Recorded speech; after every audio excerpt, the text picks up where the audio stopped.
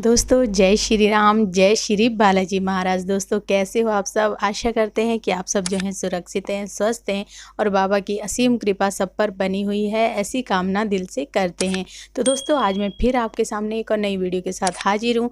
और जो है दोस्तों आज की जो हमारी वीडियो होने वाली है वो होने वाली है उन लोगों के लिए जो लोग जो है अपने धागे के शौकीन होते हैं, जो लोग जो है शौक़ में चाहे पहनते हों या फिर चाहते हों कि हमारा जो धागा, जैसे आप सभी को ही पता है कि रक्षा कवच के तौर पर जो पहना जाता है वो भी हो सकता है, या फिर जैसे कि मंदिर बंद है, हर जगह के जो है वो जाना आना नहीं हो पा रहा है लोगों का, या फिर कोई गुरु नहीं है जिन लोगों का, वो कैसे अपना धागा स्वयं जो है अभिमंत्रित कर सकते हैं, अपने धागे के अंदर जो है इस तरह की शक्ति प्रोवाइड करवा सकते हैं जो आपको रक्षा कवच के तौर पर प्राप्त हो सकती है। तो दोस्तों अंत तक बने रहें। अगर वीडियो अच्छी लगती है तो लाइक करें, शेयर करें, कमेंट करें और चैनल पर पहली बार हैं तो चैनल को जरूर सब्सक्राइब करें। साथ में बेल आइकन है उसको प्रेस करें ताकि आने वाली हर एक वीडियो की नोटिफिकेशन सबसे पहले आप तक पहुँच जाए। तो चलिए दोस्तों शुरू करते हैं आज की वीडियो। जय श्री राम। जय श्री राम, जय श्री राघवेंद्र सरकार की जय, बालाजी सरकार की। बाबा के प्यारे चैनल में आपका स्वागत है। नाम बड़ा अद्भुत रखा आपने, बाबा के प्यारे चैनल।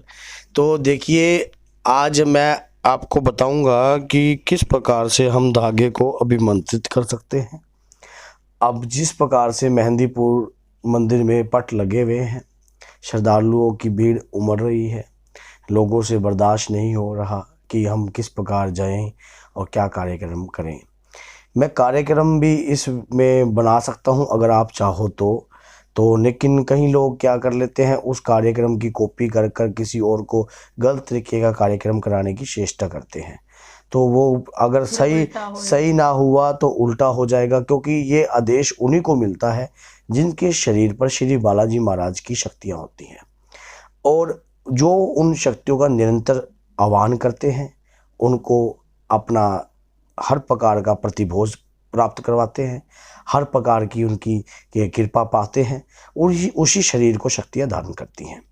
जैसे कि शक्तियाँ उपाय बताती हैं हमारे शरीर पर आकर, हमें उस समय नहीं पता होता, बाबा की कृपा अपने आप ही बोलती है। जब मेहंदीपुर सरकार में अदालत लगती है, अपनी अपनी चौकी का नियम होता है, अपनी अपनी चौकी किस प्रकार कोई व्यक्ति किस प्रकार लगा रहा है, लेकिन कई ऐसी चीज़ें हैं जो गोपनीय हैं, गुप्त हैं, तो उनका भेद मैं अक्सर नहीं खोलता। अगर किसी को इस प्रकार का कार्य चाहिए तो आप हमारे से फ़ोन कर कर कॉन्टैक्ट कर सकते हो। हम आपको, अगर आपका संकट नहीं बैठ रहा, परेशान कर रहा है, जैसे बहुत से लोगों का मैंने बीच में देखा कि बहुत से लोगों का मैसेज आया हुआ है कि हमारे संकट बहुत ज़्यादा तंग हैं, हम मेहंदीपुर मंदिर खुला है या नहीं खुला। तो भैया मेहंदीपुर मंदिर खुलने का इंतज़ार कब तक करोगे, क्योंकि बालाजी महाराज की शक्तियाँ तो काम कर रही हैं। सिर्फ आपका वो देखा, आप सिर्फ वो देख रहे हो जो जो चीज़ें आपको संकट दिखा रहे हैं, बस आप ये नहीं देख रहे कि बाबा की शक्तियाँ तो वहाँ घर पे भी काम करेंगी। सिर्फ आपका मन का विश्वास अटल होना चाहिए, बाबा के प्रति मजबूत मन होना चाहिए, और आपको ये विश्वास होना चाहिए कि मेरा बालाजी महाराज मेरी स्वयं रक्षा करेगा।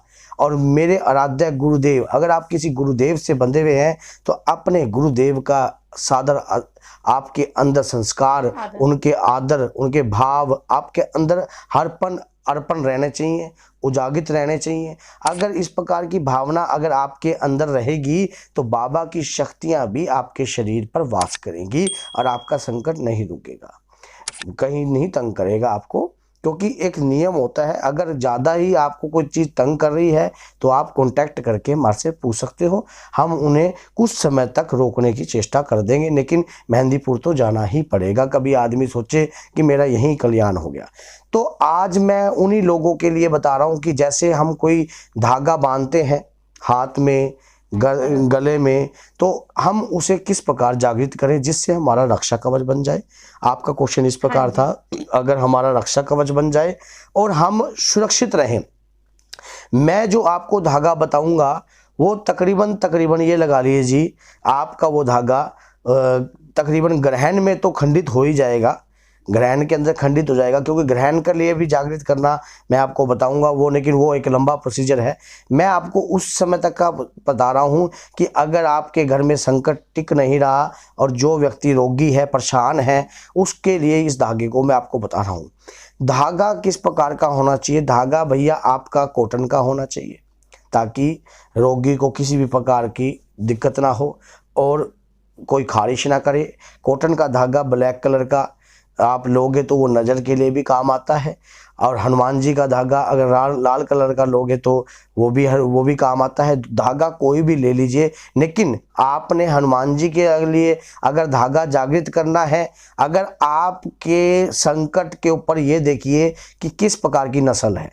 नस्ल का मतलब कि मैंने वीडियो पीछे बनाई है कि आत्माओं की अलग अलग प्रकार की क्रिया होती है, आत्मा अलग अलग तरीके की होती है। अगर संकट तेज धार है, गंदा है, लुच्चा है, जिद्दी है, और वो बार बार आपके घर में आ रहा है और वो आपके घर के बच्चे को या किसी स्त्री को या किसी को नहीं छोड़ रहा है, तो आप ब्लैक कलर का धागा लीजिए। अगर कोई पितर है या कोई बार बार ऐसा है कि हाँ भाई कोई बार बार संकट बोल नहीं रहा, तो आप लाल कलर का धागा लीजिए।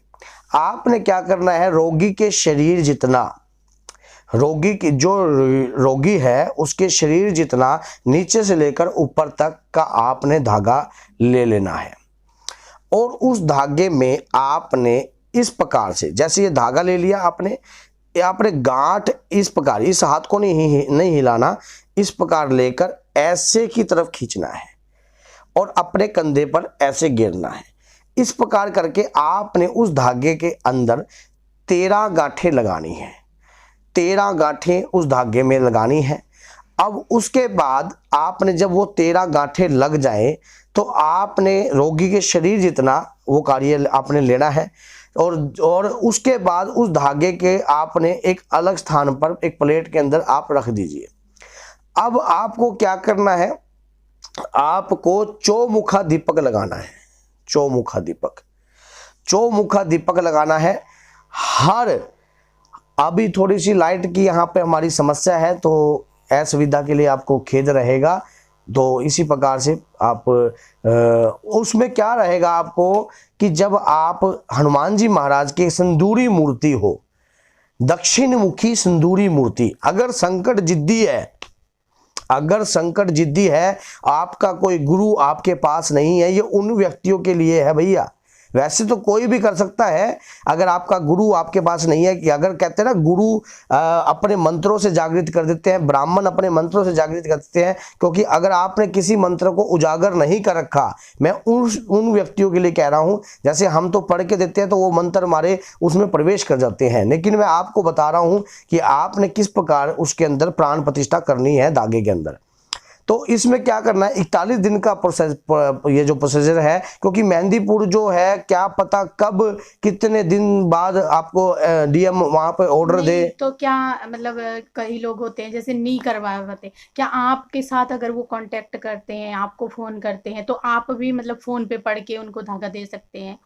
ये भी हो सकता है कि अगर कोई व्यक्ति हमारे साथ जुड़ता है या कांटेक्ट करता है, तो मैं अपने मंत्रों से द्वारा उस धागे को उसमें प्राण प्रतिष्ठा करने की पूरी चेष्टा करेंगे हम, श्री बालाजी महाराज को साक्षी मानकर, और उनके संकटों को समझेंगे। ये भैया उन्हीं के लिए है, जैसे जो लोग भटके पड़े हैं, मैसेज आ रहे हैं नीचे कि मेहंदीपुर मंदिर कब खुलेगा, क्या है, तो मैं सोचा कि क्यों ना इसी के ऊपर एक वीडियो बनाई जाए।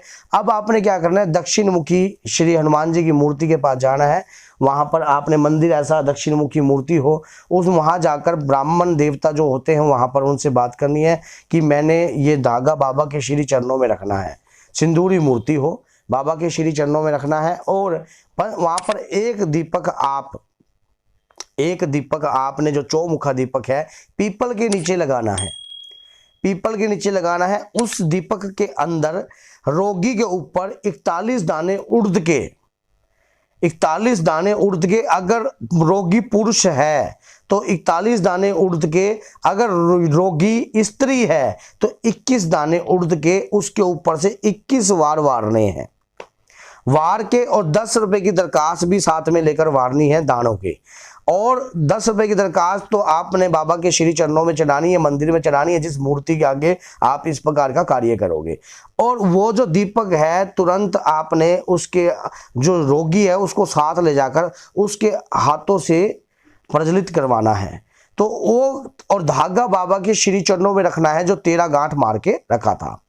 और श्री बालाजी महाराज से इस प्रकार की विनय प्रार्थना करनी है कि हे बालाजी महाराज, मैं मंत्रों का ज्ञाता नहीं हूँ, मैं तंत्रों का ज्ञाता नहीं हूँ, मैं मंत्र को अभिमंत्रित करना नहीं जानता, मैं किसी चीज़ में प्राण प्रतिष्ठा नहीं कर जानता। मैं आपके चौमुखे दीपक से इस और भगवान श्री विष्णु से इस प्रकार की प्रार्थना करता हूं कि जो मेरा धागा है वो स्वयं में अपने आप ही अभिमंत्रित हो जाए। जो स्त्री है उसके लिए 21 दिन का ये कार्य है, जो पुरुष है उसके लिए 41 दिन का ये कार्य है। इस प्रकार से आप धागे को अभिमंत्रित कर सकते हो और उसके बाद आप वो उस धागे को दक्षिण मुखी की तरफ मुंह करके ही उसके हाथ में 10 रुपए की दरखास्त, 41 दिन तक 10 रुपए की दरखास्त लगेगी, 41 दिन तक ही दीपक लगेगा। लेडीज होगी तो 21 दिन तक दीपक लगेगा, जेंट्स होगा तो 41 दिन तक दीपक लगेगा। उसके हाथ में वो धागा 41 दिन जब पूरे हो जाएं तब आपने 1.25 किलो फल ले जाकर वहां पर किसी लंगूर को या फिर किसी भी, मैं 1.25 किलो बोला हूँ, उसके दान तो आप चाहे कितना करना, चाहे केले मान लो करेटे की करेटे दान कराओ, चाहे किस प्रकार। 41वें दिन आपने क्या करना है, हनुमान जी के जो लंगूर होते हैं उनको जाकर केले या फिर आम जो भी चीज़ आप खिलाना चाहते हो 41वें दिन आप खिला दीजिए। वहाँ से खिलाने के बाद आकर आपने अपना धागा ब्राह्मण देवता से लेना है और 101 रुपये की दक्षिणा ब्राह्मण देवता को आपने देनी है और उनके चरण स्पर्श करने हैं, रोगी के भी। और उसी मंदिर में उसी मूर्ति के सामने आपने उसके राइट हैंड में या गले में उस धागे को बांध देना है। तो ये भैया आप यकीन मानिए, मैंने आपको ये बताया, इसमें कोई मंत्र पढ़ने की जरूरत नहीं होगी। आपको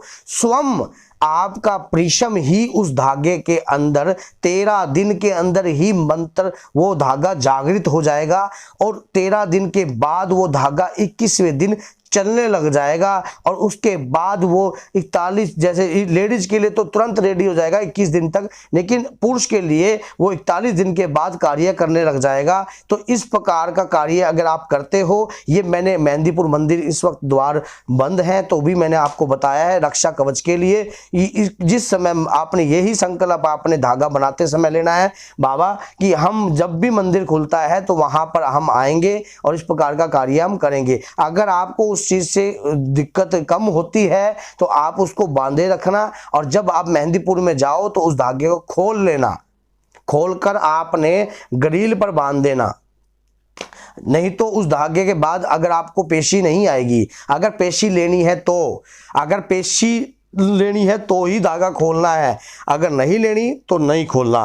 तो इस प्रकार धागे में आप प्राण प्रतिष्ठा प्राप्त कर सकते हो। ये मैंने आपको एक शॉर्टकट तरीका बताया है और ये एक टोटका है। उसी प्रकार श्री बालाजी महाराज की कृपा से आपको बाबा की कृपा प्राप्त हो जाएगी मात्र 13 दिन के अंदर ही। बोलिए श्री बालाजी महाराज की, बोलिए सच्ची सरकार की।